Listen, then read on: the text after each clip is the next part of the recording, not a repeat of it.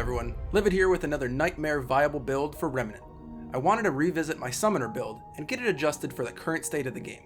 Unfortunately, due to a few major tweaks to the game systems, summons are definitely not as viable as before, and this build was the only one that I can get consistently working well. So, let's jump right into it. The two big changes to the game that really sent the overall caster type down the drain was mainly the nerf to the Galenic charm.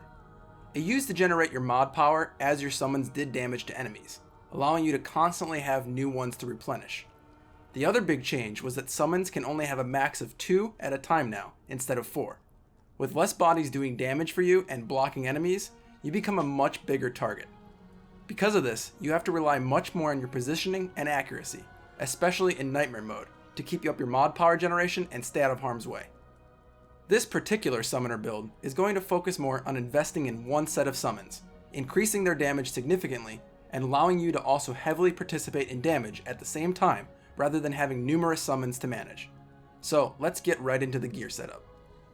The Devouring Loop would be my first ring choice here, allowing all your weapons to have a chance to deal a burst of damage, where 5% of the time when you crit, it can proc to deliver a 300% damage bonus. For the second ring slot, we'll use the hardcore mode exclusive ring, Empowering Loop, which reduces your fire rate by 20%, but increases all your range damage by a massive 30%. The reason we are going with these two rings over anything else is because jewelry as a whole appears to have no effect on your summons, meaning you might as well have ones that increase your overall DPS with your weapons. For our necklace, we are going to use the Gunslinger's Charm. It will give you an additional 10% fire rate to marginally make up for the penalty from Empowering Loop, but also give you a bonus of 20% reload speed. You could always replace this with the Soul Anchor as well, to boost your summon's duration by 50% and increase your hero damage by 5% per summon. It used to be a lot better by granting you an extra summon, but it can still be pretty useful for longer fights.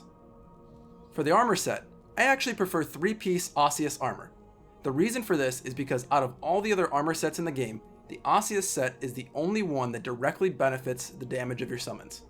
However, the summon that receives the most benefit from this is the Iron Sentinel turret, as their rate of fire allows the Osseous buff to rapidly ramp to the 35% damage bonus and pretty much remain there consistently. Weapon-wise, it is entirely up to you honestly.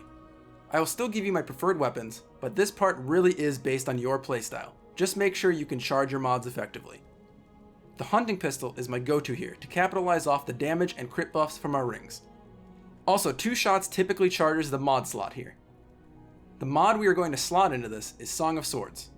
We use this because it projects a 20-meter aura that grants you and all allied units a 30% damage bonus for 30 seconds.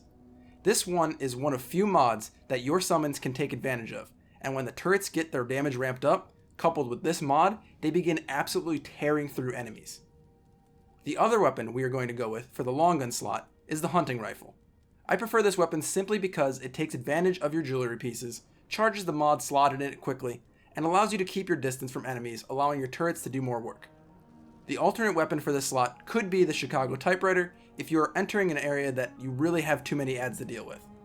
It could actually be more optimal purely due to keeping the Osseous buff up for longer on your weapon as well, but you definitely lose range and mod generation speed.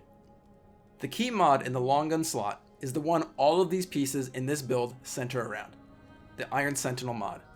With all of the buffs, the 5 rounds per second at their max damage will be chunking for 92 damage per shot. These are also the most consistent summons in terms of landing their shots on the targets. Seedcaller often gets in the way or gets killed too quickly, and Beacon actually misses way too many of its shots at an already slow firing pace. Because of this, the Iron Sentinel mod is the clear winner to build around. For our melee weapon, we use Voice of the Tempest, another weapon I almost never take off, due to the Overload proc being exceptional at dealing with enemies who group up too close to you. Now, shown here are all the traits I find invaluable for this build. The key ones, however, are Spirit, Mind's Eye, Kingslayer, Exploiter, Executioner, and Quick Hands. All the stamina, health, and regen traits are also pretty essential for Nightmare level play with this build, as you'll need to be evading a lot of attacks in order for your turrets to put in work. The footage following this build explanation will show you a couple of scenarios. We tackle Shrine of the Immortals for light ad control, the Kin Caller for boss and heavy ad control, and probably the encounter I hate the most, the Risen. For that last encounter, I was actually shocked at how effective this build was for managing the adds here and working down the summoners. Overall, this build turned out to be pretty effective. It would be so much better if we hadn't lost the mod power generation when our summons dealt damage, but since this is where we're at, this is probably the most manageable and consistent summon focused build while still allowing your character to be highly effective in combat as well. Now I hope at least one of you finds this build helpful, as always. For everyone that decided to drop by, I hope you all have a wonderful day.